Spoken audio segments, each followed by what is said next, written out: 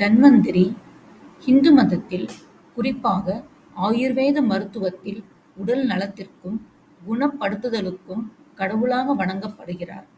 இவர் விஷ்ணுவின் அவதாரம் என்று நம்பப்படுகிறது. தமிழ்நாட்டில் தன்வந்திரி ஒரு சித்தர் மற்றும் சித்த மருத்துவத்தின் முன்னோடியாக கருதப்படுகிறார்.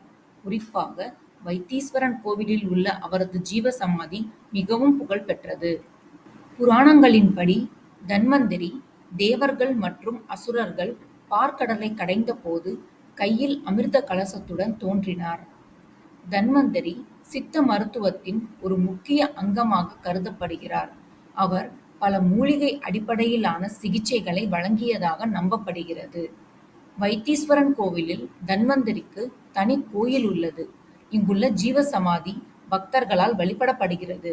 உடல் நலத்திற்காகவும் நோயிலிருந்து விடுபடவும் தன்வந்திரி வழிபாடு செய்யப்படுகிறது.